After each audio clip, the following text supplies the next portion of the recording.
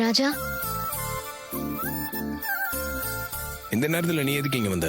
அதேதான் நானும் கேக்குறேன். இந்த நேரத்துல நீ எதுக்கு இங்க வந்த? இன்னைக்கு நைட் இங்க காவலுக்கு வர வேண்டிய ஆளு வரலன்னு சொன்னாங்க. இங்க ஆள் இல்லைன்னா சரியா இருக்காதுல்ல, அதுக்காக தான் நான் வந்தேன். இல்ல, இதுல ஏதோ ஒரு உள்நோக்கம் இருக்கு.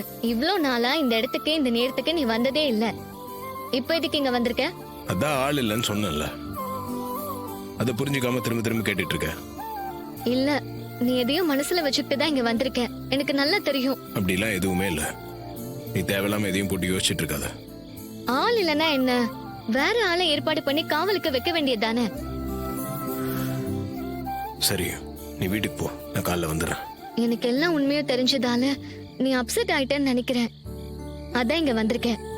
அப்படிலாம் எதுவும் இல்ல. நானே உங்க எல்லார்கிட்டயும் ஒரு நாள் உண்மையை சொல்லிடலாம் தான் இருந்தேன். இப்போ உனக்கு உண்மை தெரிஞ்சிருச்சு. அது எனக்கு ஒரு வகையில சந்தோஷம்தான். உன் மனசுல எதுவும் இல்லல்ல? அப்ப வா, வீட்டுக்கு போலாம். நான் சொல்றத கொஞ்சம் கேளு. காலையில நான் வீட்டுக்கு வந்துடுறேன், நீ போ. இல்ல, நீ இல்லாம நான் போக மாட்டேன். இல்லனா நானும் இங்கே நைட்டு ஸ்டே பண்ணிக்கிறேன். எதுக்கு இப்ப அடம் பிடிக்கிற? நீ எதுக்கு இங்க கொசு கடியில கஷ்டப்படணும்? நீ வீட்டுல போய் தூங்கு, போ. நீ வா, 2 பேரும் சேர்ந்தே போலாம். அங்க தூங்குறதுக்கு பதிலா இங்க தூங்க போறேன். இப்படி ராத்திரி நேரத்துல வெளியே படுக்கிறதுலாம் உனக்கு நல்லது இல்ல. சொன்னா கேளு, போ. எனக்கு எது நல்லதுன்னு நான் முடிவு பண்ணிக்கிறேன். இப்போ நீ வீட்டுக்கு வர போறியா, இல்ல நானும் இங்கே தூங்குவா? வர வர நீ ரொம்ப பிடிவாதம் பிடிக்கிற. நீ பிடிவாதம் பிடிக்கலையா? அப்படிதான் இதுவும். சரி, போலாம்.